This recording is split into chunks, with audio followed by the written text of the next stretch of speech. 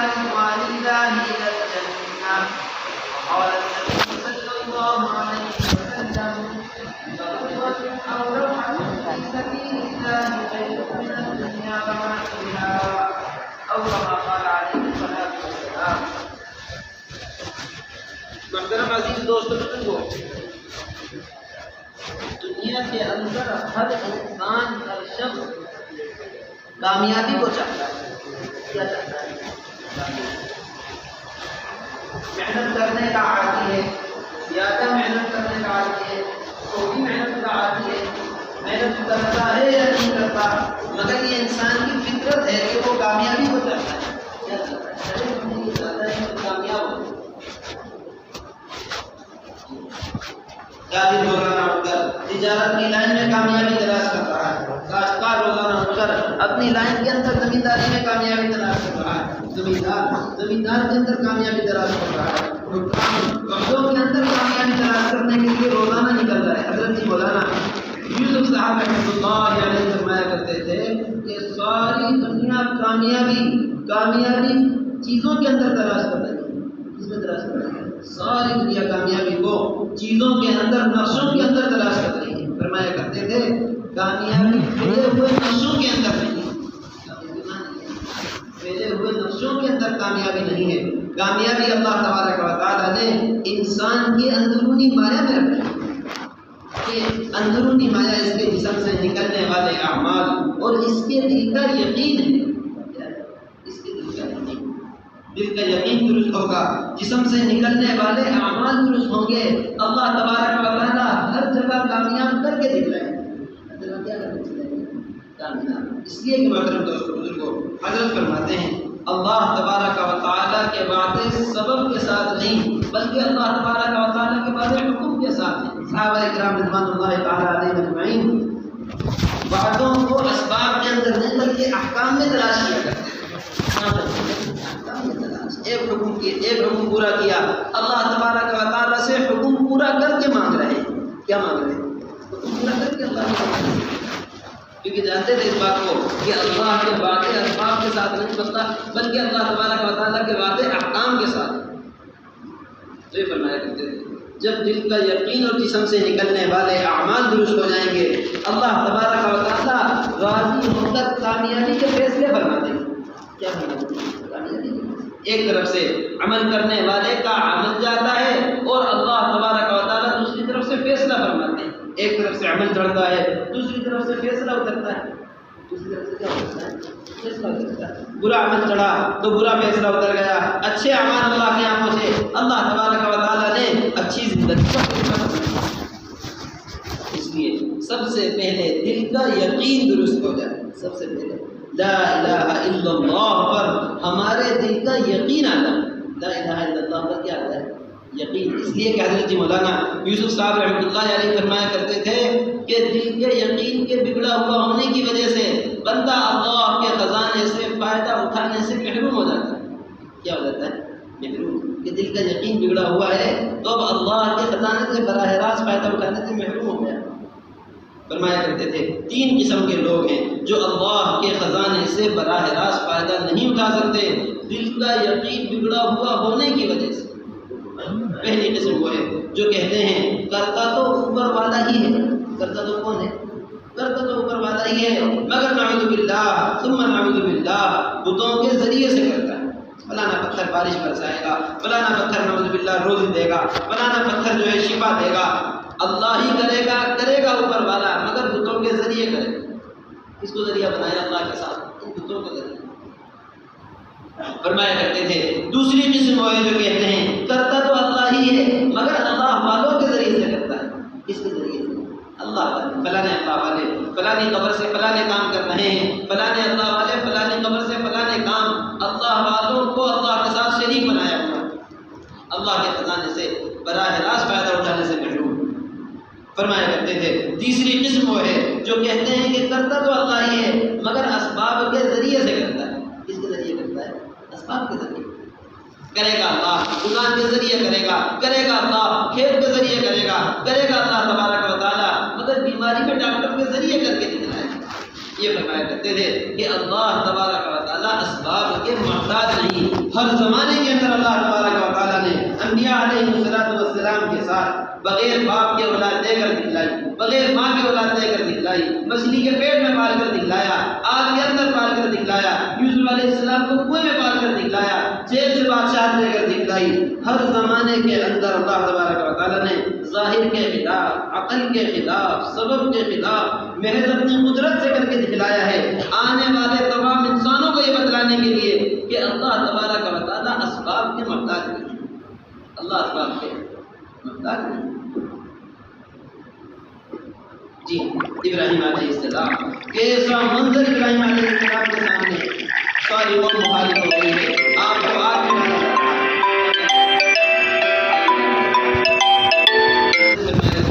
کہ یقین کی طاقت پر اللہ کے یہاں سے فیصلہ کروا کر دکھلایا ہے، یقین کی طاقت پر کیا کیا؟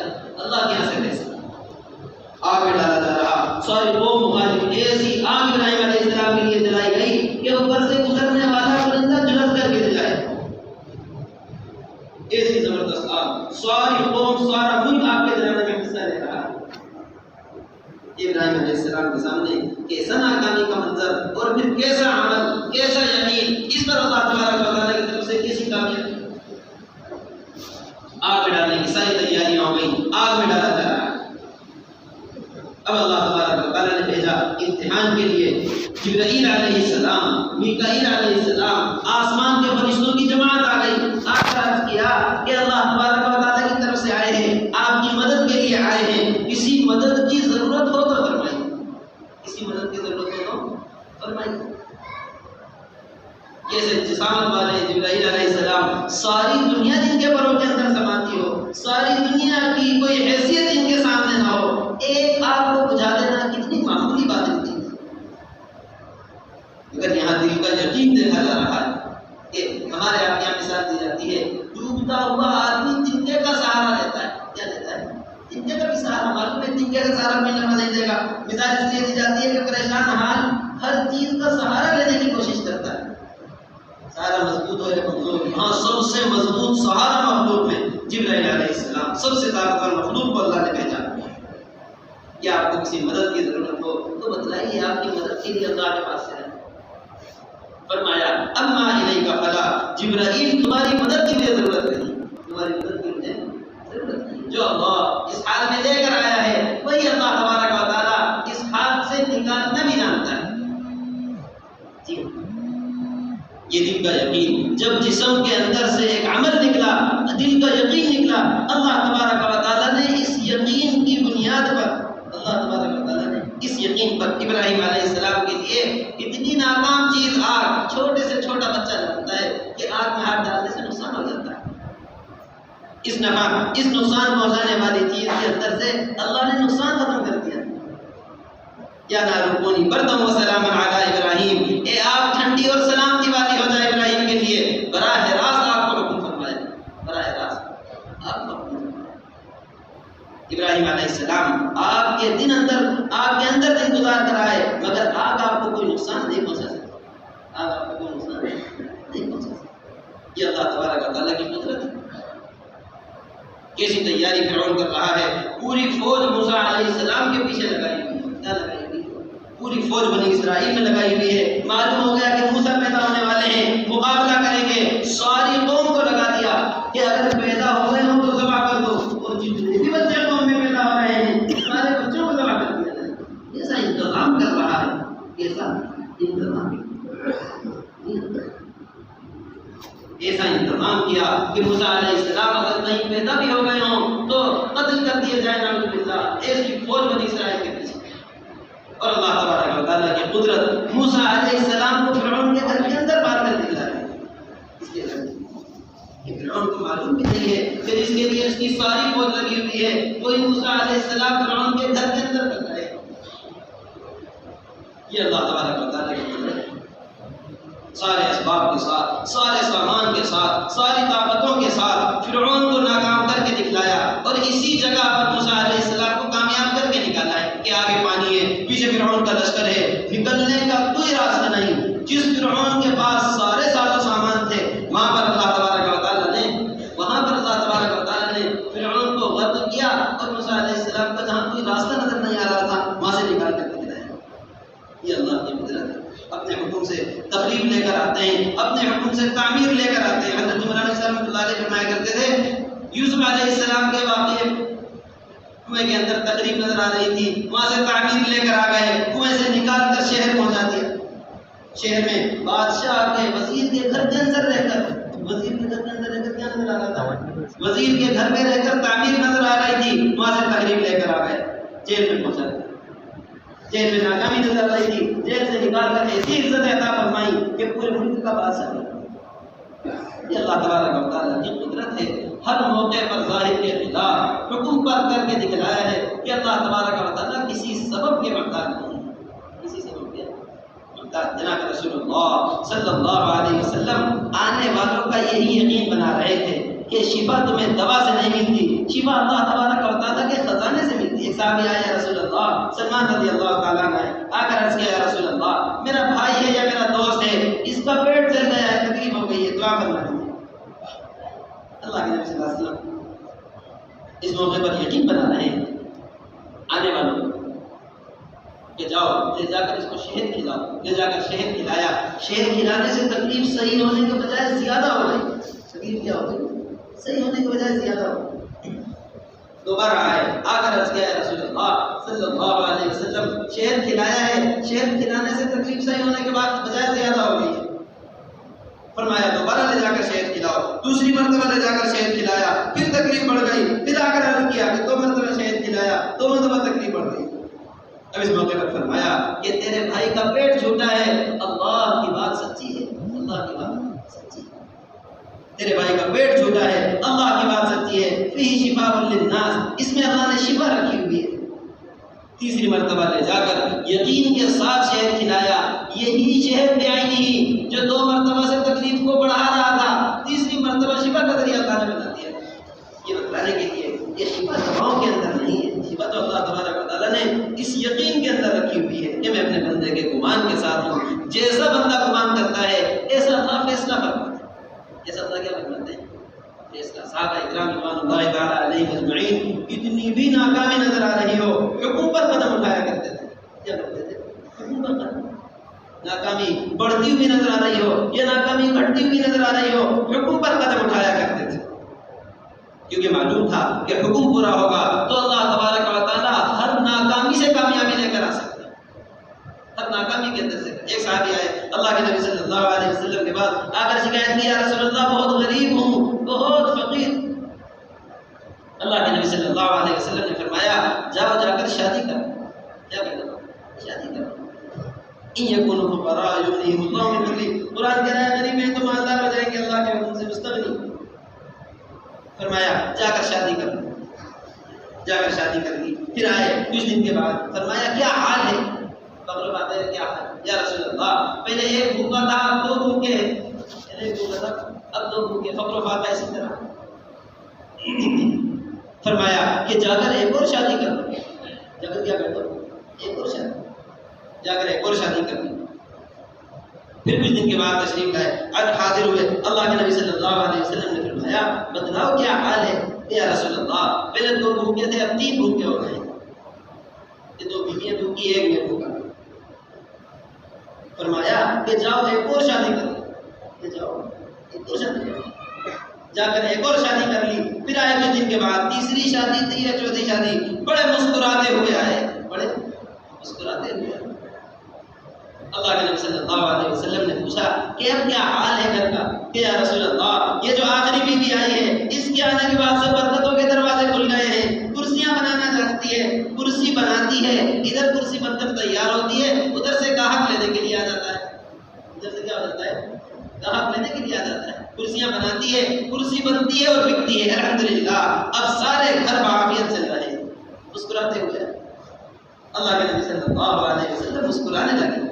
یا رسول اللہ آپ مسکرا رہے ہیں، کیا مسکرانے کی وجہ ہے؟ فرمایا کہ تیری بیوی کی بنائی ہوئی کرسیوں کو آسمان پر لٹکا ہوا دیکھ رہا ہوں. اللہ کی طرف سے فرشتہ آتا ہے، جب بھی کرسی بناتی ہے فرشتہ گاہک کی صورت میں آ کر خرید کے لے جاتا ہے. یہ حکم پر قدم اٹھائیں گے جو اللہ تبارک و تعالیٰ کے احکامات پر قدم اٹھائیں گے. حضرت فرماتے ہیں کہ صبح سے محنت کر رہا ہوگا، مغرب کی نماز ادھر اذان ہوگی ادھر گاہک آ جائے، ادھر اذان اور تیسری طرف سے شیطان کیا جائے گا، یہ فرماتے ہیں، اور شیطان آ کر سب سے پہلی پٹی یہ پڑھائے گا کہ گاہک تو اللہ ہی نے بھیجا ہے، گاہک کو اس وقت چھوڑ دیا تو ناشکری ہو جائے گی، جبکہ معلوم نہیں ہے ایک حکم ٹوٹ کر ساری دنیا بنتی ہوئی نظر آ رہی ہو، اللہ تبارک و تعالیٰ ناکام کر کے دکھائے، ساری دنیا بگڑتی ہوئی نظر آ رہی ہو، اللہ کا حکم پورا ہو رہا ہو، تو اللہ تعالیٰ ایسے راستوں سے دے کر دکھلائیں گے جہاں سے وہم و گمان بھی نہیں، کیا نہیں ہوگا وہم و گمان، یتق اللہ یجعل لہ مخرجا ویرزقہ من حیث لا یحتسب، ایک حکم تک میں وعدہ پورا کرنے پر اللہ فرما رہے ہیں، ایسی جگہ سے اللہ لا کر دکھلائیں گے جہاں سے گمان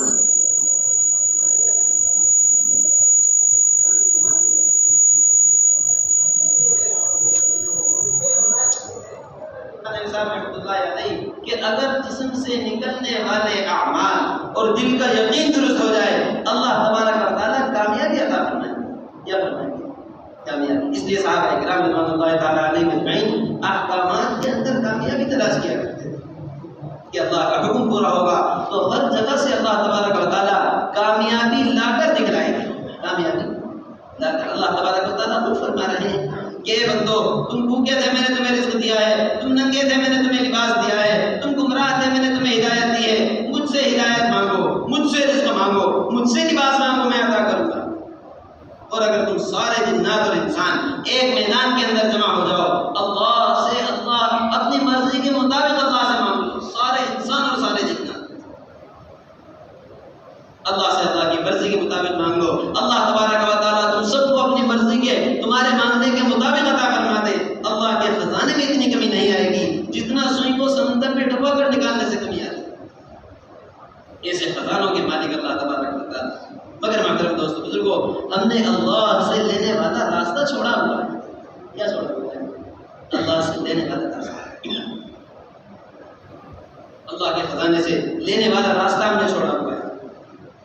یہ فرمایا کرتے تھے حضرت جی مولانا صاحب رحمۃ اللہ علیہ کہ تم اللہ تبارک و تعالیٰ سے لینے میں سبب پیش مت کیا کرو، اے اللہ یہ میری دکان ہے تو برکت کر دے، اے اللہ یہ میرا کھیت ہے تو برکت کر دے، اے اللہ یہ میری کمپنی ہے تو برکت کر دے، اے اللہ یہ میری تھیلی ہے تو برکت کر دے۔ فرمایا کرتے تھے اللہ تبارک و تعالیٰ کو سبب پیش کرنے والا بڑا کنجوس ہے، کیا ہے؟ کیا تو تم اللہ کو دکان پیش کر رہے، اے اللہ اس دکان کے ذریعے سے مجھے نفع دے دے، اس کھیت کے ذریعے سے نفع دے دے، تو اللہ تبارک و تعالیٰ اتنا نفع عطا فرمائیں گے جتنا اس دکان سے مل سکتا ہو، جتنا کہاں سے مل سکتا ہو؟ اس دکان سے۔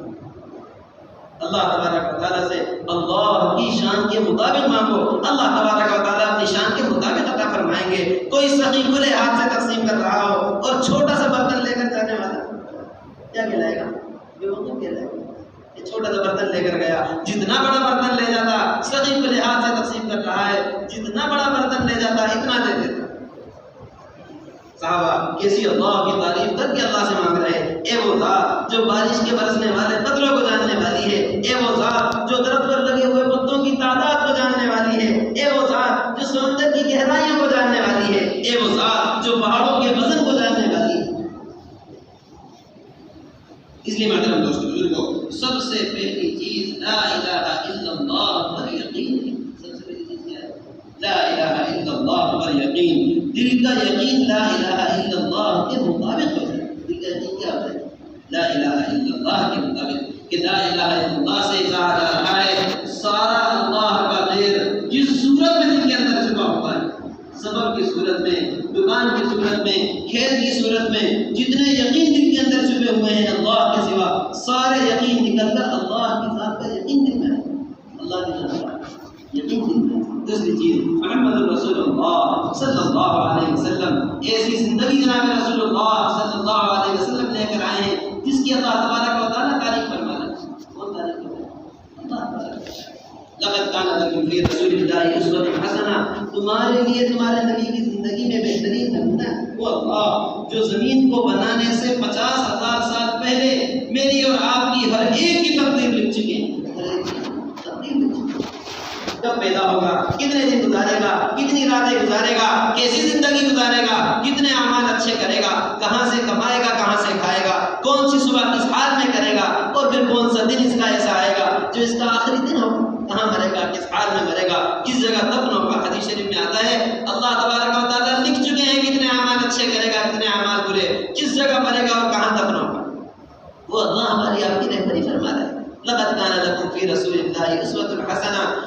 تمہارے لیے تمہارے نبی صلی اللہ علیہ وسلم کی زندگی میں بہترین نمونہ ہے۔ آج دنیا کا معمول ہے، آج دنیا کا رواج ہے، ایک ہسپتال والے ہوں، ایک جو ہے ایک اسکول والے ہوں، اپنا اعلان لگاتے ہیں۔ کیا لگاتے ہیں؟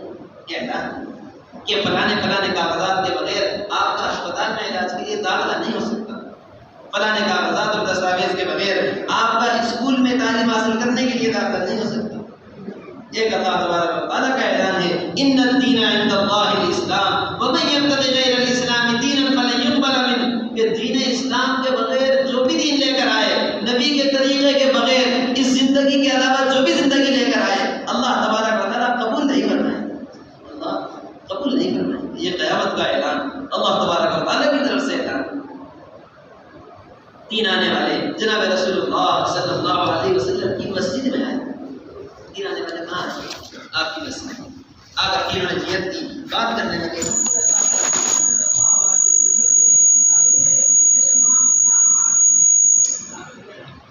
آپ کے اگلے پچھلے سارے گناہ معاف۔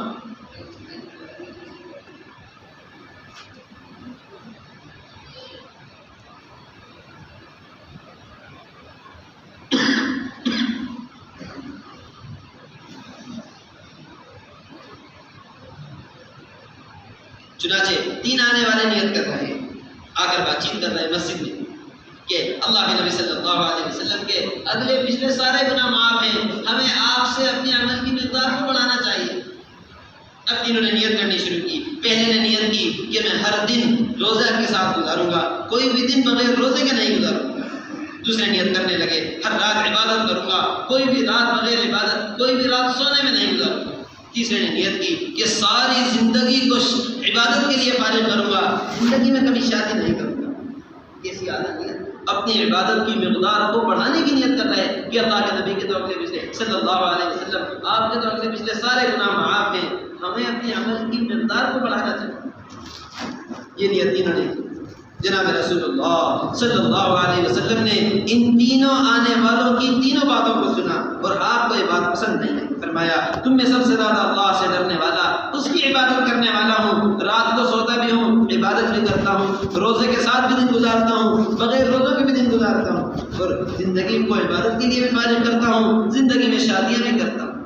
پھر یہ فرمایا اللہ کے نبی صلی اللہ علیہ وسلم نے من رغب عن سنتی فلیس منی، من رغب عن سنتی فلیس منی، جس نے میری سنت سے اعراض کیا، جس نے میرے طریقے سے منہ موڑا، وہ مجھ میں سے نہیں، وہ مجھ میں سے نہیں، وہ مجھ میں سے نہیں۔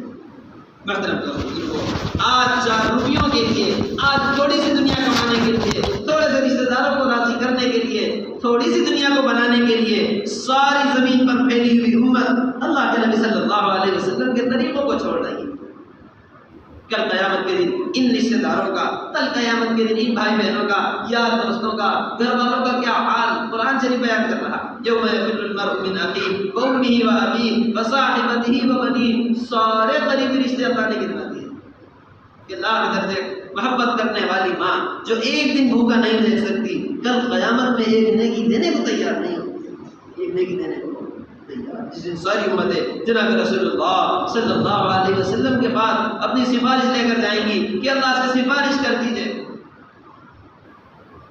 پھر اللہ تبارک و تعالیٰ سے سفارش فرمائیں گے۔ کل قیامت کے دن انکار کر دیا، اللہ کے نبی صلی اللہ علیہ وسلم نے سفارش دے تو محترم دوستو بزرگوں، کون ہمارا فرسان حال، کون ہمارا فرسان حال؟ پہلی بات۔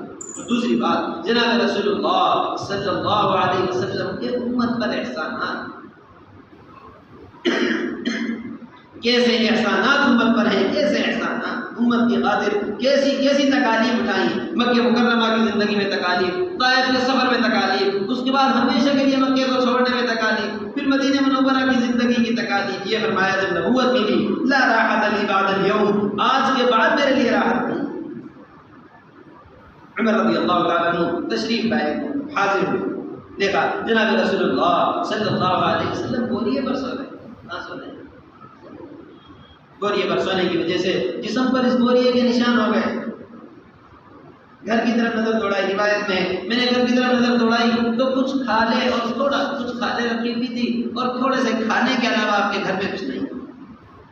یہ دیکھ کر آنکھوں میں آنسو آ گئے. اللہ کے نبی صلی اللہ علیہ وسلم نے فرمایا عمر کیوں رو رہے ہو؟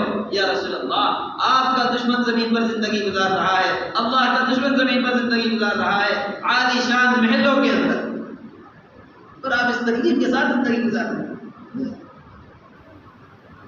جناب رسول اللہ صلی اللہ علیہ وسلم لیٹے ہوئے تھے، روایت میں آتا ہے اٹھ کر بیٹھ گئے اور فرمایا کیا عمر اس بات کے اندر کوئی شک رہ گیا ہے لہم فی الدنیا ولنا فی الآخرہ، ان کے لیے اللہ نے سب کچھ دنیا میں رکھا ہے اور ہمارے لیے آخرت میں. ایسی زندگی امت کے لیے ہوگا. حضرت فرماتے ہیں کہ ایک عہدہ مل جائے، ایک بڑے آدمی کے یہاں وزیر کے یہاں پہنچ جائے، اپنے پیچھے والوں کو بھول جاتا ہے، اور پیچھے والے پھر شکایت بھی کرتے ہیں کہ کل تک ہمارے بغیر گزارا نہیں تھا، آج تھوڑی سی ترقی کیا ہو گئی ہمیں بھول گئے. اللہ کے نبی صلی اللہ علیہ وسلم عرش پر اللہ کی زیارت کے لیے گئے، عرش پر گئے 70,000 نور کے پردوں کے اندر، وہاں بھی اپنی امت کو نہیں بھولی، وہاں بھی اپنی امت کو. کیسی تکالیف امت کی خاطر اٹھائی ہیں، کیسی تکالیف اور کیسی محبت امت. جب امت کے لیے دعائیں مانگ رہے ہیں، کھڑے ہو کر دعا مانگتے تھے، رخسار مبارک آنسوؤں سے تر، داڑھی آنسوؤں سے تر، کھڑے ہو کر دعا مانگا کرتے تھے تو سینہ آنسوؤں سے تر ہو جاتا تھا. سجدے میں دعا مانگتے تھے تو ساری زمین آنسوؤں سے تر ہو جایا کرتی تھی. ایک دن امی عائشہ رضی اللہ تعالیٰ عنہ عرض کرنے لگی یا رسول اللہ میرے لیے دعائیں مغفرت کر دیجیے. کیا کر دیجیے؟ میرے لیے دعائیں مغفرت کر دیجیے. فرمایا اے اللہ عائشہ کے سارے گناہ معاف فرما دے. فرماتی ہیں اس دعا کے ملنے سے میں اتنا خوش ہوئی، اتنا خوش کہ خوشی میں لوٹ پوٹ ہو گئی، میرا سر میری گود کو لگ گیا. سب سے زیادہ جن سے محبت کرتے ہیں، سب سے زیادہ چاہیے زوجہ کرنا عائشہ رضی اللہ تعالیٰ عنہ. فرمایا عائشہ تم خوش ہو رہی ہو؟ یا رسول اللہ آپ کی مجھے دعا مل گئی ہے، مجھے خوشی کیوں نہ ہو، کیوں نہ ہو. فرمایا اپنی امت کے لیے ہر نماز کے بعد یہ دعا کرتا ہوں، اپنی امت کے لیے ہر نماز کے بعد یہ دعا. اور میرے محترم دوستوں بزرگوں، ساری امت نے آپ کے اس احسان کا کیا بدلہ دیا ہے، کیا بدلہ ہے. اس لیے ایک محسن کی بات کا خیال رکھا، قرض کے وقت میرے کام آیا تھا، بیماری کے وقت میرے گھر آ کر مجھے پوچھا تھا، بیماری میں میرے کام آ گیا تھا، قرض میں میرے کام آ گیا تھا. ایک محسن، ایک احسان کرنے والے کا ساری زندگی خیال رکھا جاتا ہے. جناب رسول اللہ صلی اللہ علیہ وسلم سے بڑھ کر امت کا انسانیت کا کون محسن ہو سکتا ہے. اس لیے ہم سب کے ساتھ نیت کر لیں انشاءاللہ تعالی زندگی سنتوں کے مطابق گزاریں. اللہ تبارک و تعالیٰ عمر رضی اللہ تعالیٰ عنہ فرمایا کرتے تھے اللہ نے اسلام کے طریقوں کے ذریعے میں عزت عطا فرمائی ہے، اگر ہم اسلامی طریقوں کو چھوڑ دیں گے اللہ تبارک و تعالیٰ ہمیں دلیل کر کے دکھائے. ساری دنیا کے اندر ستائے جا رہے ہیں، ساری دنیا کے اندر ذلیل کیے جا رہے ہیں، ساری دنیا کے اندر پیچھے ہٹایا جا رہا ہے. آخر کیوں نہ ہو ساری دنیا میں اللہ کے نبی صلی اللہ علیہ وسلم کے طریقوں کو چھوڑ کر بیٹھے. کس کو چھوڑ کر بیٹھے؟ آپ کے طریقے. جب ایک مسلمان جب سنت پر تھا، اللہ تبارک و تعالیٰ نے کیسا رعب، حضرت مولانا شاہ رحمۃ اللہ علیہ فرمایا کرتے تھے ایسا رعب اللہ نے عطا فرمایا تھا کہ ایک فقیرانہ حلیے کے صحابی اس کے دشمنوں کے محلات کو، ان کے بالا خانوں کو ہلا دیتے تھے. بیعت صحابہ کے ترسیم کے ساتھ کہ صحابہ اکرام کا دشمنوں کے محلات اور ان کے بالا خانوں کو ہلا دینا، ایک ایک فرد پورے محل کو ہلا دینا. کیا وجہ تھی کہ بہت تھوڑی سی تعداد بہت بڑے بڑے لشکروں پر اور بہت سارے ساز و سامان والوں پر، بہت سارے اسباب والوں پر، بڑی بڑی طاقتوں پر بھاری پڑ جاتی کہ جناب رسول اللہ صلی اللہ علیہ وسلم کے طریقوں پر تھے. یہ فرماتے تھے کہ اللہ تبارک و تعالیٰ نے سنتیں دے کر مسلمان کو شیر جیسا رعب عطا فرمایا. اس کے جیسا کرو، شیر جیسا رعب کہ ایک صحابی سارے دربار کو ہلا کر آ گئے. ایک آبادی میں اتر کر آ جائے شیر، ایک شیر اتر کے کہاں آ جائے، کوئی ایک شیر اتر کے آبادی میں آ جائے، سارے آبادی والے اٹھ کر بیٹھ جاتے ہیں کہ کیا آ گیا، شیر اتر کے آ گیا. ایک ہزاروں کو ڈرا دیتا ہے، ایک کا رعب ہزاروں کے اوپر پڑتا ہے. ربیع بن عامر رضی اللہ تعالیٰ عنہ اپنا گدھا لیے ہوئے تنہا جا رہے ہیں، اپنا گدھا لیے ہوئے ایک ساتھ ملک میں پہنچے تو ملک والوں نے کہا کہ آپ اپنا گدھا لے کر اندر نہیں آ سکتے، یہاں ترکی گھوڑے چلتے ہیں، ترکی گھوڑوں پر بیٹھ کر اندر آئیں تو اندر آئیں ورنہ آپ کا گدھا اندر نہیں آ سکتا. فرمانے لگے میرا گدھا اندر نہیں جا سکتا تو مجھے تمہارے ملک میں جانے کی کوئی ضرورت نہیں، تمہارے ملک میں آنے کوئی شوق نہیں. بادشاہ سے پوچھا کہ جی گدھے کو لانے پر اسلام، اجازت دے دو، گدھا لے کر آ جائیں۔ اپنا گدھا لے کر ملک میں داخل ہو گئے، محل تک پہنچ گئے بادشاہ کے محل پر جا کر سپاہیوں نے کہا اب یہاں سے اتر کر جانا پڑے گا کہ نہیں، اگر گدھا اندر نہیں جائے گا محل کے تو ہمیں بھی تمہارے محل میں آنے کا کوئی شوق نہیں۔ پھر بادشاہ کے پاس گئے کہ وہ گدھے کو اندر تک لانا چاہتے ہیں، اجازت دے دی۔ اب بادشاہ کے عالی شان قالین، یہ نرم نرم قالین اور یہ تاروں سے بنے ہوئے تکیے، عالی شان مخمل کے تکیے، ان کے اوپر اپنا گدھا لے کر جا رہے ہیں۔ رضی اللہ تعالیٰ صرف یہ دکھلانے کے لیے کہ تمہارے ملک کو مال کی ہمارے دل میں کوئی قدر نہیں ہے، جو اپنی نگاہوں سے جنت کے عالی شان سونے چاندی کی اینٹوں کے محلات کو دیکھتے ہو، بلا دنیا کا عالی شان محل کیسا ہی بنا ہوا ہو، کیا ان کی قدر ہو۔ لے جا کر بادشاہ کے تخت کے پائے سے اپنے گدھے کو مانگا اور بادشاہ سے کہا بات کرنے کے لیے تم نیچے آ رہے ہو یا مجھے اوپر بیٹھنے کی جگہ دو گے؟ بادشاہ نے چند باتیں کہیں، جس زمین پر تم بیٹھے ہوئے ہو یہ زمین تمہاری نہیں رہی، اس زمین پر ہم قبضہ کر چکے ہیں۔ وزیر کہنے لگے کہ فقیر کی بات کا آپ اثر لے رہے ہیں، سیدھا سادہ کہنے لگے، بادشاہ کہنے لگے کہ یہ فقیر نہیں تھا، یہ کوئی بات کہہ کر نہیں گیا، میرے پیروں کے نیچے سے میری زمین نکال کر لے گئے۔ ایسا اللہ نے دعا عطا فرمایا جب جناب رسول اللہ صلی اللہ علیہ وسلم کے طریقوں پر پھر فرمایا کرتے تھے کہ مسلمان نے نبی کے طریقوں کو چھوڑ کر دشمن کے طریقوں کو اپنا کر خود کو سرکس کا شیر بنا لیا ہے۔ کیا بنا لیا؟ سرکس کا شیر۔ جی ہاں، جس طرح سرکس دکھلانے والا چاہتا ہے اپنی انگلیوں کے اشاروں پہ اس کو نچاتا ہے، جس رنگ میں دیکھنا چاہتا ہے، جس ڈھنگ میں دیکھنا چاہتا ہے، جیسی آواز شیر کے اندر سے نکلوانا چاہتا ہے ایسی آواز نکلواتا ہے، جیسی چال ڈھال اس کی دیکھنا چاہتا ہے ایسی چال ڈھال دیکھتا ہے، اور ساری آواز بیٹھی ہوئی کیا ہو رہا ہے کہ یہاں شیر کا سرکس، شیر کا تماشا ہو رہا ہے۔ کیا ہو رہا ہے؟ شیر۔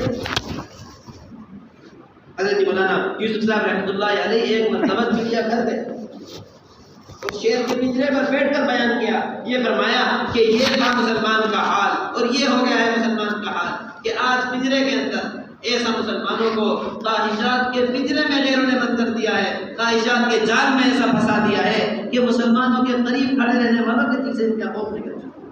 جیسے ہم شیر کے پاس کھڑے ہوئے ہیں اس کا کوئی خوف دل کے اندر، ایک سرکس کے شیر کا کیا حال، یہی حال ہے مسلمانوں کا، جس حال میں دیکھنا چاہتے ہیں، جس رنگ میں دیکھنا چاہتے ہیں، جس لباس میں دیکھنا چاہتے ہیں، اس لباس میں غیر مسلمانوں کو دیکھ رہے ہیں۔ اس لیے محترم دوستو بزرگوں، یہ نیت کر لی جائے، اللہ کے نبی صلی اللہ علیہ وسلم ایک زندگی لے کر آئے ہیں، ایک زندگی، ایسی زندگی جو دنیا آخرت میں کامیاب کرانے والی زندگی، دنیا آخرت میں کامیاب، اللہ تبارک و تعالیٰ نے مختار بنایا ہے، اللہ تبارک و تعالیٰ نے عزت دی تھی اپنے نبی کے طریقے دے کر، ایسی عزت عطا فرمائی تھی، ایسی عزت ساری دنیا پر حکومت کر رہے ہیں، ساری دنیا کے اوپر۔ حضرت مولانا الیاس صاحب رحمۃ اللہ علیہ فرمایا کرتے تھے ایک بستی ایسی قائم کر لو، ایک بستی ایسی قائم کر لو جیسی بستی مدینہ منورہ تھی، جو اعمال مدینے میں ہو رہے تھے وہ اعمال ایک بستی کے اندر کر لو، جناب رسول اللہ صلی اللہ علیہ وسلم کے طریقے پر 100% بستی آباد کر لو۔ ساری دنیا کی طاقتوں سے کہوں گا کہ اپنی ساری طاقتیں اس بستی پر آزما لو، ساری طاقتیں آزما کر اس بستی کا کوئی نقصان نہیں کر سکتے، اس بستی کا کیا نہیں کر سکتے، کوئی نقصان نہیں کر سکتے۔ یہ حال مدینہ منورہ کا تھا کہ بڑی بڑی طاقتیں ان کے سامنے آ کر جھک جائے۔ اس لیے محترم دوستو بزرگوں، محمد رسول اللہ کلمہ ہم نے پڑھا ہے، محمد رسول اللہ صلی اللہ علیہ وسلم یہ کلمہ ایک زندگی بتلا رہا ہے، ایک راستہ دکھلا رہا ہے۔ صحابہ کرام رضوان اللہ تعالیٰ علیہ اجمعین نے قربانیوں کے ساتھ اس کلمے کو اٹھایا تھا، قربانیوں کے ساتھ۔ یہ فرمایا کرتے تھے حضرت مولانا صاحب رحمۃ اللہ علیہ کہ مجاہدے سے مکاشفہ ہوتا ہے اور مکاشفے کے نتیجے میں ایک مشاہدہ ملتا ہے، یہی مشاہدہ مہدی کی محنت ہوتا ہے۔ فرمایا کرتے تھے جس چیز پر انسان کا جان اور مال، جس چیز پر اس کی محنت لگ جائے اس لائف کا نفع نقصان اس کے سامنے کھل کر آ جاتا ہے۔ سمندروں پر محنت کی، قیمتی جواہرات نکال کر لائے، کانوں سے محنت کر کے ایسی قیمتی چیزیں لا کر جو ہے ان کا استعمال کر رہے ہیں، زمین پر محنت کر کے مختلف چیزیں زمین سے اگا رہے ہیں۔ ایک تاجر اچھی طرح جانتا ہے کہ اس کو اس تجارت میں کتنا نفع ہونے والا ہے، کتنا نقصان، کیونکہ اس پر جان اور مال محنت کو لگایا ہے کہ جس چیز پر محنت ہوتی ہے اس لائن کا نفع نقصان کھل کر صحابہ کرام رضوان اللہ تعالیٰ علیہ اجمعین کی ایمان پر محنت ہو رہی ہے، محنت کی ایمان پر محنت، تو ایمانی نفع نقصان ان کے سامنے آ گیا۔ حارث بن مالک رضی اللہ تعالیٰ عنہ مسجد میں آرام کر رہے، اللہ کے نبی صلی اللہ علیہ وسلم تشریف لائے، پیر سے ہلا کر اٹھایا، پوچھا کیف اصبحت یا حارث، کس حال میں صبح کر رہے ہو؟ عرض کیا یا رسول اللہ، سچا ایمان والا ہونے کی حالت اس حال میں صبح کر رہا ہوں، سچا ایمان۔ حضرت فرماتے ہیں کہ اپنا تعارف ایمان کے ساتھ کروا رہے تھے، کیونکہ رات دن کی محنت ایمان پر لگ رہی تھی۔ ایک ڈاکٹر سے پوچھ لیجیے آپ کون ہیں، کہ جی میں ڈاکٹر ہوں۔ ایک انجینئر سے پوچھا کہ جی میں انجینئر ہوں۔ ایک درزی سے پوچھا کہ جی میں درزی ہوں۔ رات دن جس محنت میں لگ رہے ہیں اس محنت کے ساتھ تعارف ہو رہا ہے، اور وہاں رات دن ایمان کی محنت اور ایمان کی فکر میں لگ رہے تھے، اس لیے ایمان کے ساتھ تعارف۔ نیند سے اٹھ کر کے یا رسول اللہ سچا ایمان والا۔ فرمایا کہ کیا حقیقت ہے تمہارے ایمان کی؟ عرض کیا یا رسول اللہ، اپنے دل کو دنیا سے بیزار کر لیا ہے، دن کو اللہ کے لیے پیاسا رہتا ہوں، روزے رکھتا ہوں، رات کو اللہ کی عبادت کرتا ہوں۔ اب ایمان کی حقیقت گویا کہ قیامت کے دن اللہ کا عرش لایا جا رہا ہے، اس کو اپنی نگاہ سے دیکھ رہا ہوں، گویا کہ جنت میں جنتیوں کو گلے ملتے ہوئے اپنی نگاہ سے دیکھ رہا ہوں، دوزخ میں دوزخیوں کو ایک دوسرے پر لعنت کرتے ہوئے بھونکتے ہوئے اپنی نگاہ سے دیکھ رہا ہوں۔ جب ایمانی لائن پر جان اور مال لگایا، جب ایمان پر محنت ہوئی، تو ایمانی لائن کا نفع نقصان ایسا کھل کر آیا کہ جنت اور دوزخ کے مناظر دیکھ رہے ہیں۔ کیا دیکھ رہے ہیں؟ جنت دوزخ کے مناظر۔ یہ فرمایا کرتے تھے صحابہ اکرام کہ ایمان اس حال کو پہنچ گیا ہے کہ جنت سامنے رکھ دی جائے، دوزخ سامنے رکھ دی جائے، ایمان کا حال یہ ہے کہ ایمان میں جنت اور دوزخ کو دیکھ کر نہ اضافہ ہوگا نہ کمی۔ ایسا کمال کا ایمان۔ اللہ کے نبی صلی اللہ علیہ وسلم نے فرمایا کہ تم ایمان کی حقیقت تک پہنچ گئے ہو، تم نے سچائی کو پا لیا ہے، اب اس پر جمے رہنا۔ اب اس پر کیا رہنا؟ اب اس پر تو یہ فرمایا کرتے تھے کہ اب مجاہدے سے مکاشفہ ہوا، اب اس مکاشفے سے جو مشاہدہ ہوا ہے کہ ایک تاجر اپنے نفع کو اچھی طرح جانتا ہے، اس لیے روزانہ دکان پر قدم اٹھ رہا، روزانہ کھیت کی طرف، اس لیے کہ محترم دوستوں بزرگوں، دل کا یقین نفع اٹھاتا ہے، کیا کہ اس سے نفع ملنے کا یقین دل میں آ گیا، اب اس کی طرف محنت میں قدم اٹھ رہے ہیں۔ وہاں ایمان کا نفع دل کے اندر آ گیا تھا، تو اللہ کے حکموں پر قدم اٹھنے آسان کیا ہوئے تھے؟ اللہ کے حکموں پر قدم اٹھنے آسان۔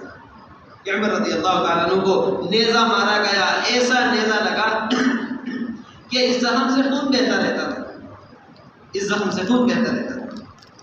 لوگوں نے دودھ پلایا کہ دودھ پینے سے کچھ قوت آ جائے گی، تو جو دودھ پلایا تھا وہ دودھ اس زخم کے راستے سے باہر آ گیا، ایسا گہرا تھا۔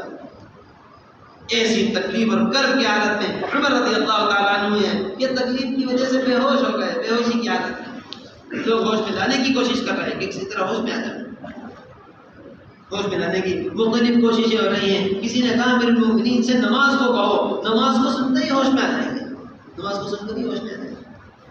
عرض کیا میرے مومنین، نماز کو سنا اور ہوش میں آ گئے، نماز کو سنا اور ہوش میں آ گئے۔ یہ فرماتے ہیں حضرت کہ یہ ایمانی حالت تھی، جسم لرز رہا تھا درد سے، مگر ایک نماز کی آواز کو سن کر ہوش میں آ گئے۔ ہمارا ایمان ایسا بے ہوش ہے کہ مسجد کے سامنے دکان بنائی ہوئی ہے، 5 وقت مؤذن اذان دیتا ہے، مگر مسجد کی طرف قدم اٹھنے کو تیار ہے۔ ایمان ایسی بے ہوشی ہے، ہم تو ہوش میں ہیں مگر ہمارا ایمان بے ہوشی نہیں، کیونکہ دکان سے ملنے کا یقین دل کے اندر ہے، اس لیے دکان پر محنت۔ صحابہ اکرام کا یقین نماز سے ملنے پر تھا۔ عبداللہ بن زبیر رضی اللہ تعالیٰ عنہ، ابو بکر رضی اللہ تعالیٰ عنہ نے نماز سے، اللہ کے نبی صلی اللہ علیہ وسلم سے آپ نے نماز پڑھنا سیکھا، آپ سے آپ کے نماز سے عبداللہ بن زبیر رضی اللہ تعالیٰ عنہ نے نماز کو سیکھا۔ روایت میں آتا ہے ایسی نماز پڑھتے تھے، ایسی نماز کہ دیکھنے والے کو معلوم ہوتا کہ لکڑی زمین پہ گاڑی ہوئی، پوری رات رکوع میں گزار دیتے تھے، پوری رات سجدے میں، کیونکہ نماز کے ذریعے اللہ سے ملنے کا یقین تھا کہ اس نماز کے ذریعے اللہ تبارک و تعالیٰ کے خزانوں سے فائدہ اٹھا سکتے ہیں۔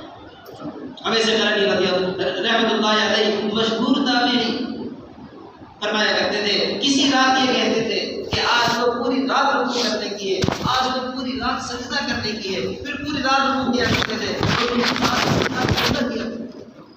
کیونکہ نماز کے ذریعے ایک آفس میں کام کرنے والا، ایک رات کی نوکری کرنے والا پوری رات آفس کی کرسی پر بیٹھ کر گزار دیتا ہے، کم کرتا ہے، کیونکہ اس کمپنی سے ملنے کا یقین دل کے اندر، پورا دن دکان پر گزر رہا ہے کیونکہ اس دکان سے ملنے کا یقین دل کے اندر، وہاں پورے دن نماز میں، پوری رات نماز میں گزر رہی تھی کیونکہ اللہ سے نماز کے ذریعے لینے کا یقین تھا۔ ایک نماز کے لیے جان کو قربان کر کے دکھلایا، ایک نماز کے لیے مال قربان۔ اللہ کے نبی صلی اللہ علیہ وسلم نے ایک انصاری ایک مہاجر دو صحابیوں کو لگا دیا کہ رات کو نگرانی کرو۔ کیا کرو؟ رات کی نگرانی، رات کو نگرانی کر لگ گئے انصاری اور مہاجر، دونوں کی ترتیب لگ گئی کہ آدھی آدھی رات سوئیں گے، ایک جاگے گا دوسرا سو جائے گا، ایک نگرانی کرے گا پھر ایک نیند پوری کر کے دوسرا نگرانی کر لے گا، پہلا سو جائے گا۔ ایک صاحب سو گئے، دوسرے نے نماز کی نیت باندھی۔ نماز کی نیت باندھنے کے بعد پیچھے سے دشمن آیا، دشمن نے آ کر دیکھا کہ اچھا پہاڑ کے اوپر کھڑے ہوئے، ایک تیر چلایا، تیر آ کر جسم میں لگ گیا، نماز پڑھتے رہے۔ دوسرا تیر چلایا، دوسرا تیر آ کر جسم میں لگ گیا، نماز پڑھتے رہے۔ تیسرا تیر چلایا، تیسرا تیر بھی آ کر جسم میں لگ گیا۔ مارنے والے کو بھی اندازہ ہو کہ یہ کوئی زندہ آدمی ہے یا کوئی مردہ ہے۔ تین تیر آ کر لگے، تینوں تیر روایت میں آتا ہے تینوں تیروں کو توڑ توڑ کر پھینکتے رہے اور نماز پڑھتے رہے۔ تین تیر لگنے کے بعد اپنی نماز کو پورا کیا۔ نماز پوری کرنے کے بعد اپنے ساتھی کو نہیں سمجھا۔ ساتھی نے دیکھا کہ تین جگہ سے خون بہ رہا، کہنے لگے کہ اللہ آپ کے حال پر رحم فرمائے، مجھے پہلے کیوں نہ اٹھا دیا، مجھے پہلے کیوں نہ اٹھا دیا۔ کہنے لگے کہ نماز کے اندر سورہ کہف پڑھ رہا تھا، میرا دل نہ چاہا کہ سورت کو پورا کرنے سے پہلے اپنی نماز پوری کر دوں۔ سورت پوری کرنے سے پہلے کیا کر دوں؟ اپنی نماز۔ اور پھر یہ فرمایا کہ تین تیر لگنے کے بعد اس نے نماز پوری کر دی ہے کہ اللہ کے نبی صلی اللہ علیہ وسلم نے ایک ذمہ داری دی تھی، مجھے اندیشہ ہوا کہ میری موت نہ آ جائے اور یہ ذمہ داری درمیان میں رہ جائے۔ اپنے جسم پر کیا گزر رہی ہے اس کا کوئی تذکرہ نہیں۔ ابو طلحہ رضی اللہ تعالیٰ عنہ باغیچے میں نماز پڑھ رہا ہے، ایک پرندہ داخل ہو گیا، پرندہ ادھر سے ادھر پڑپڑا رہا تھا، نکلنے کا راستہ دیکھ رہا تھا، بس اتنا سا دھیان نماز سے ہٹا۔ واپس خیال آیا تو یہ بھول گئے کہ کون سی رکعت چل رہی تھی۔ اتنا سا خیال ہٹنے پر اپنا پورا باغ اللہ کے لیے قربان۔ ایسے مال کو کیا رکھنا جو نماز میں خلل ہو رہا ہے۔ اللہ معاف فرمائے، اللہ ہمیں معاف فرماوے۔ کتنی دکانیں ہماری ایسی ہیں، کتنے کاروبار ایسے ہیں، کتنے یار دوست ایسے ہیں، کتنے مشاغل ایسے ہیں جو روزانہ نماز چھڑواتے ہیں۔ ایک لمحے کا خیال وہاں سے پلک سا ایک رکعت کو بھول جانے، کیا بتائیں، ایک رکعت کو بھول جانے پر پورا باغ اللہ کے لیے صدقہ کرتے ہیں۔ ایسے مال کو کیا رکھنا جو نماز میں خلل ہوتا ہے۔ اس لیے محترم دوستو بزرگوں، ایسی نماز بنائی تھی کیونکہ دل کا یقین بنا ہوا، دل کا یقین۔ جب دل کا یقین درست ہوگا تو سارے کے سارے اعمال درست ہوتے چلے جائیں گے۔ یہ اللہ تبارک و تعالیٰ کے خزانے سے لینے والی چیز ہے۔ ایسی نماز اگر سارا کا سارا مسلمان یہ نیت کر لے، سارا کا سارا مسلمان یہ نیت کر لے کہ آج نماز نہیں چھوڑنی، تو ساری دنیا کے اندر ہر کونے میں اسلام نظر آئے گا۔ ہر کونے میں کیا نظر آئے گا؟ اسلام چمکتا ہوا نظر آئے گا کہ ہر کونے میں لوگ نمازیوں کو دیکھیں گے۔ اس لیے محترم دوستو بزرگوں، آج نیت کر لی جائے انشاءاللہ تعالیٰ کچھ بھی حال آ جائے، اچھا حال ہو اللہ نہ کرے برا حال، خوشحالی ہو یا برا حال ہو، سفر میں ہو حضر میں ہو، کسی بھی حال میں نماز کو ضائع ہونے نہیں دیں گے۔ نماز یہ تو اللہ کا حق ہے، کس کا حق ہے؟ اللہ تبارک و تعالیٰ کھانے کو ایک لقمہ نہ دیتے، پینے کو ایک گھونٹ نہ دیتے، رہنے کو ایک مکان نہ دیتے، اللہ کا حق تھا کس کو دیتے ہیں۔ اور دوسری چیز ہماری نماز کی حفاظت کے بغیر نماز کی حفاظت نہیں ہے۔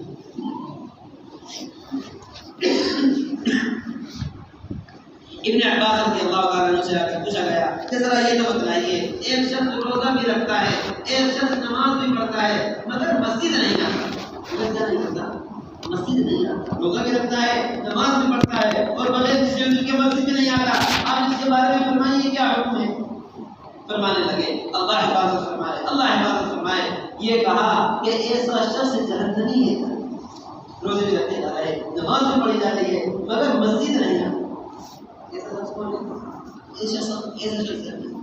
اس لیے کہ مطلب دوستوں کو مسجد نہ آنا یہ اللہ کے نبی صلی اللہ علیہ وسلم کے زمانے میں منافقین کی علامت ہے۔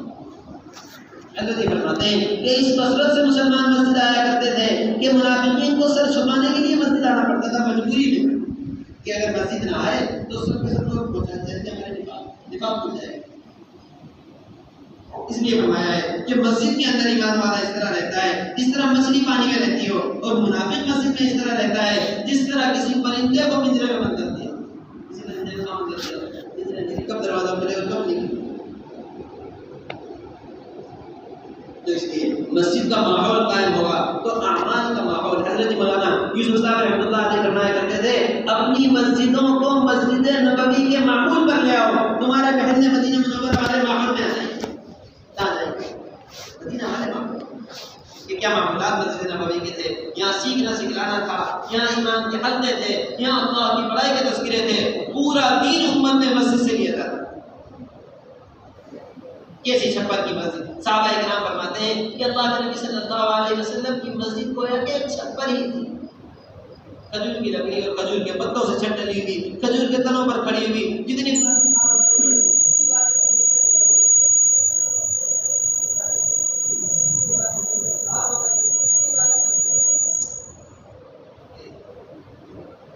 ایسی مسجد سے، ایسی چھپر کی مسجد سے اللہ تبارک و تعالیٰ نے ساری زمین پر اسلام کو زندہ کیا. ساری زمین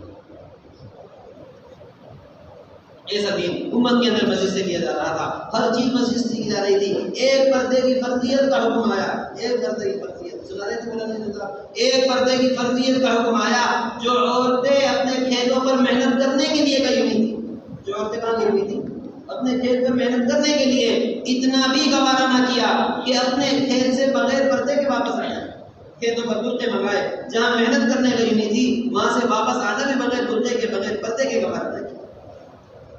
یہ ماحول مسجد سے قائم ہوا. آج 1400 سال ہو گئے. ہر عورت جانتی ہے کہ پردہ فرض ہے، مگر ماحول نہ ہونے کی وجہ سے عمل کی استعداد ختم ہے. کوئی عمل کرنے کو تیار نہیں. شراب کی حرمت کا حکم آیا. ابھی مسجد میں حکم آیا تھا قاصد بات کو لے کر جتنی دیر میں پہنچے، اتنی دیر میں جنہوں نے پیلی وہ آ کر کہہ رہے یا رسول اللہ زمین پر حکم اتر چکا تھا مگر قاصد اب تک نہیں پہنچا. اتنی دیر میں جس نے پیلی اس کی توبہ کس طرح ہوگی؟ وہ توبہ کرنا چاہیے. 1400 سال ہو گئے. سارا دین ہر ایک جانتا ہے، سارا دین ہر ایک جانتا ہے، مگر عمل کرنے کو تیار نہیں. کیونکہ عمل کا ماحول قائم کرنے والے اعمال امت سے چھوٹ گئے. کیا چھوٹ گئے؟ تو ماحول قائم کرنے والے ہیں کہ جب ہماری مسجدیں قائم ہوں گی، اعمال کے ساتھ مضبوط ہوں گی تو ہمارے محلوں کے اندر دینی ماحول. حضرت یہ فرماتے ہیں کہ ایک گھر کا تعلق بجلی گھر کے ساتھ نہ ہو، ایک گھر کے تار بجلی گھر کے ساتھ ٹوٹے ہوئے ہوں، اس گھر کے اندر بجلی نہیں آتی. یا نہیں آتا، کرنٹ نہیں پہنچتا، اس سے بجلی نہیں آتی. اگر ایک ایمان والے کا تعلق مسجد سے نہیں ہے تو اس کے گھر کے اندر دین کہاں سے آ جائے؟ اس کے گھر کے اندر دین کہاں سے آ جائے؟ اس لیے صحابہ کرام آدھی رات مسجد کو دینے والے، پوری رات مسجد کو دینے والے، آدھا دن آدھی رات مسجد کو دینے والے، اور رات کو مسجد میں رہنے والے. یہ صحابہ کرام کا معمول تھا. 24 گھنٹے مسجد آباد، 24 گھنٹے مسجد کو آباد کیا. ابو ذر رضی اللہ تعالیٰ عنہ 24 گھنٹے مسجد میں دے رہے تھے. خدمت کیا کرتے تھے. خدمت کے بعد کا وقت مسجد میں گزارتے تھے. اللہ کے نبی صلی اللہ علیہ وسلم کو فرما رہے ہیں کہ ابو ذر تمہیں مسجد میں لیٹا ہوا دیکھنا. یا رسول اللہ مسجد کے علاوہ میرا کوئی گھر ہی نہیں ہے، کہاں جاؤں؟ کوئی گھر نہیں، مسجد ہی میرا گھر ہے. 24 گھنٹے مسجد میں گزارتے ہیں رات دن. بالکل فقر و فاقے میں ان کا فقر و فاقہ مشہور تھا ابو ذر رضی اللہ تعالیٰ عنہ. مگر یہ اعمال تھے جن کی وجہ سے اللہ کے یہاں مقام ملا ہوا. کیا ملا ہوا؟ اللہ کے یہاں مقام. جبرائیل علیہ السلام آ کر کہہ رہے یا رسول اللہ زمین والے نہیں جانتے گزر کو، آسمان والوں کے درمیان یہ بہت ان کی آواز بہت مانوس ہے. آسمان والوں کے درمیان ان کی آواز بہت مانوس ہے. اس لیے محترم دوستوں یہ اعمال مسجد میں قائم کیے جائیں گے. سب سے پہلے ہر امتی اپنا وقت مسجد میں دے. ہر امتی اپنا. اللہ تبارک و تعالیٰ نے گھروں کو آباد کیا، تجارتوں کو آباد کیا. اللہ تبارک و تعالیٰ نے خاندانوں کو آباد کیا ہے. سب سے پہلا حق اللہ کا ہے کہ اس کے گھر کو آباد کیا. اس کے اللہ کے نبی صلی اللہ علیہ وسلم وعدے فرما رہے ہیں مسجد آنے والوں کے ساتھ کہ دین کی بات کو سیکھنے کے لیے قدم اٹھانے والا کامل حج عمرے کا ثواب عطا فرمائیں گے. رات کے اندھیرے میں چل کر آنے والا اللہ تبارک و تعالیٰ قیامت میں مکمل نور کی بشارت سنائے. اور صبح شام مسجد آنے والا اللہ کا مہمان بنتا ہے. اللہ تبارک و تعالیٰ اس کے میزبان ہوتے ہیں. کون میزبان ہوتے ہیں؟ اللہ میزبان. ایک وزیر اعظم کسی کو میزبان بنا لے کتنی خوشی ہوتی ہے، کتنی خوشی، کتنا فخر محسوس کرتا ہے. کوئی پریشانی اگر ہے تو سب سے پہلے اس کا حل مل جاتا ہے کہ وزیر اعظم کا مہمان بن گیا ہوں، اب مسئلہ حل ہے۔ حالانکہ وزیر اعظم سارے کی ساری ایک وزیر اعظم ایسا وزیر اعظم ہے کہ جس کو آپ فقیر اعظم کہہ لیجیے، کیا کہہ لیجیے، وزیر اعظم مخلوق ہے، اللہ کے سامنے کچھ بھی طاقت نہیں رکھتا، لے کر چمٹی سے جبرائیل علیہ السلام تک سب کے سب اللہ تبارک و تعالیٰ کے سامنے مخلوق ہونے میں برابر ہے۔ ایک وزیر اعظم کی کیا حیثیت؟ اللہ تبارک و تعالیٰ ایک دن کا پیشاب اور پخانہ روک دیں تو اپنے پیشاب پخانہ پر کرنے پر قادر نہیں ہے۔ سارے شہر میں گھومے گا ڈاکٹروں کے پاس کہ کوئی مجھے پیشاب پخانہ کرے، اگر ایک دنیا کا یقین دل کے اندر جو بیٹھا ہوا اللہ تبارک و تعالیٰ مہمان بنا رہے مگر اللہ آپ کا مہمان بننے کو تیار نہیں۔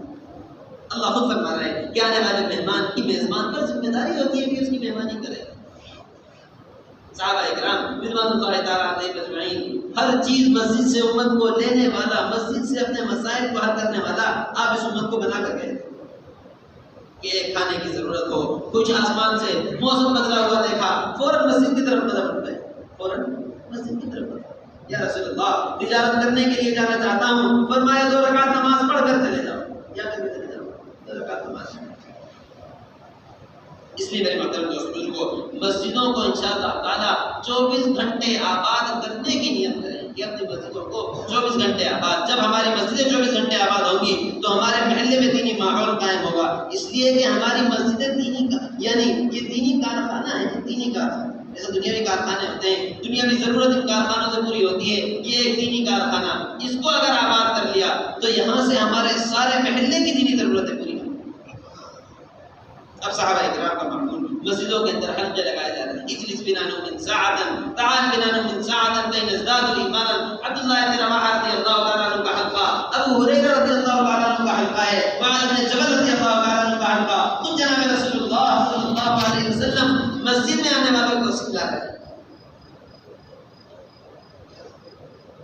حضرت فرماتے ہیں کہ اپنی مسجد کے معلم بھی ہیں جناب رسول اللہ صلی اللہ علیہ وسلم، اور اپنی مسجد کے ممتحن بھی ہیں۔ ایک نماز ایسی پڑھ کر دکھلائی منبر سے کہ سب نے نماز سیکھی، اور ایک آنے والے کی نماز کا امتحان بھی دے رہے ہیں۔